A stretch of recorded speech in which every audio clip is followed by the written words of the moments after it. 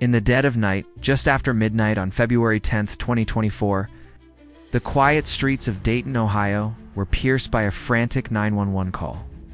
The voice on the line was trembling, raw with panic. "My brother just stabbed his girlfriend, bro. He slashed her throat. Oh my God, please get here."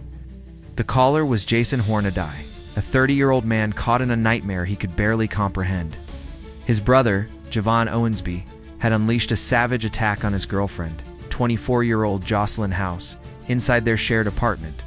The words spilled out of Jason in a chaotic rush, his voice cracking with desperation as he begged for help. The dispatcher struggled to keep up, trying to pin down the exact location. But in the chaos, a mix-up sent the police racing to the wrong address.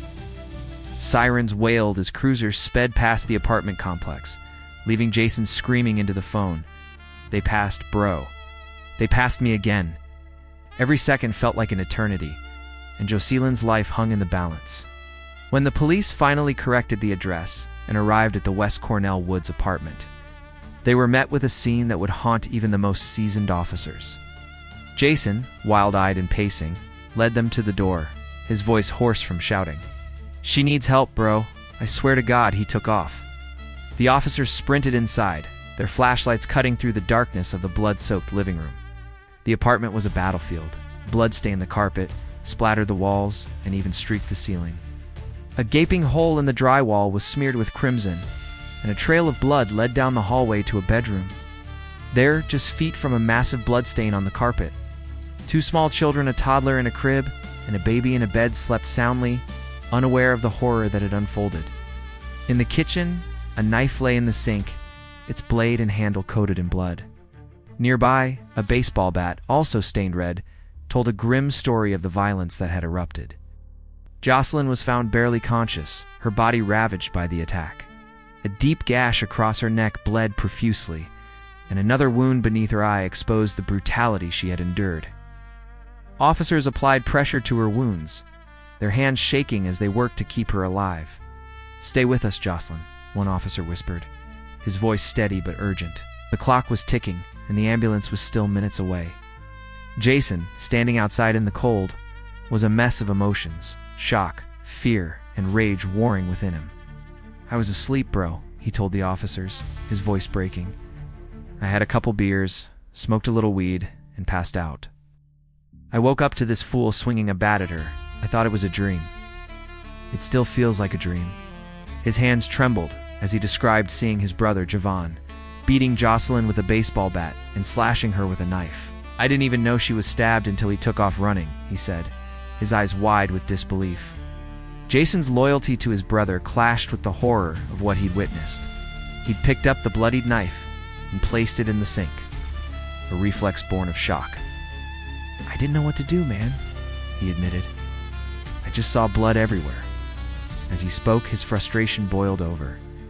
He'd run down the street to flag down the police, a desperate act that likely saved Joselyn's life. But the question lingered. Where was Javon? Javon Owensby, 28, had fled into the night, leaving behind a trail of destruction. The police launched a manhunt, scouring the area for the suspect. Jason could only offer vague details about his brother's appearance and direction of escape.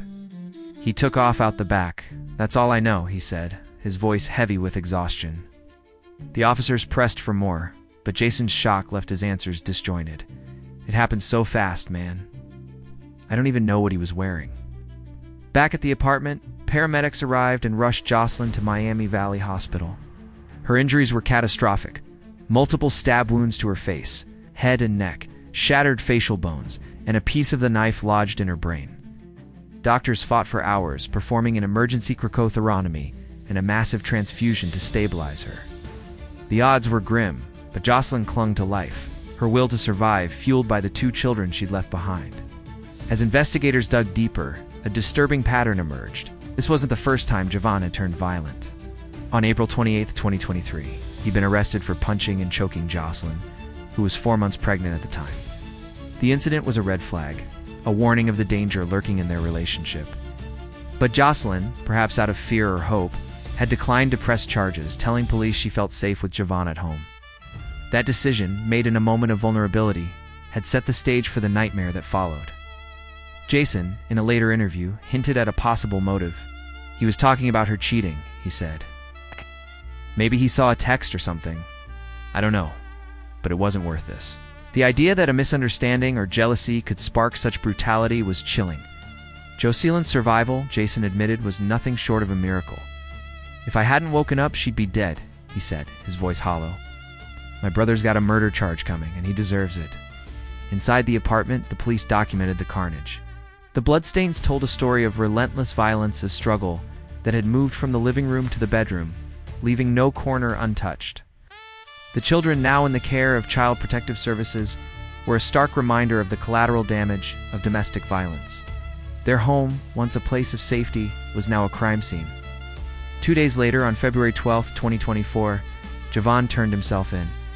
His surrender was quiet, almost anticlimactic compared to the chaos he'd caused.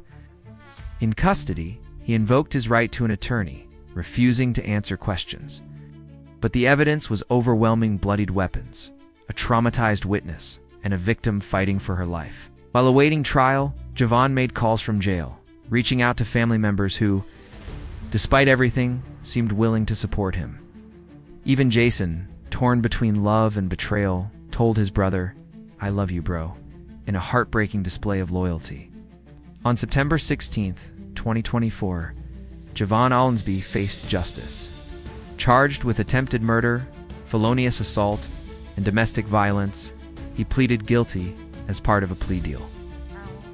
Under Ohio's Reagan-Tokes law, he was sentenced to 15 to 20.5 years in prison, an indeterminate term based on his behavior and rehabilitation. He was also required to register as a violent offender, a permanent mark of his crimes. He was transferred to the Correctional Reception Center in Orient, Ohio. Jovan began a long road behind bars, while Joselyn began the even longer journey of healing. Joselyn's recovery was nothing short of extraordinary. After over 7 hours of surgery, she defied the odds. Emerging from the hospital to reclaim her life and care for her 2 children, the scars, both physical and emotional, would remain, but so would her resilience. She was a survivor, a mother determined to rebuild what had been shattered. The story of Joselyn House is a stark reminder of the devastating toll of domestic violence. It's a tale of a relationship pushed to the brink, where warning signs were ignored and a moment of rage nearly ended a life. But it's also a story of survival, of a woman who fought against impossible odds, and a brother who, despite his shock, acted to save her. The system, flawed as it was with the initial address mix-up, ultimately delivered justice. This case underscores the urgent need for early intervention in abusive relationships, better communication in emergency response systems, and unwavering support for survivors. Joselyn's children, sleeping through the chaos, are a haunting symbol of the innocence caught in the crossfire. As Joselyn rebuilds her life, her story serves as both a warning and a beacon of hope, a testament to the strength of the human spirit and the power of second chances.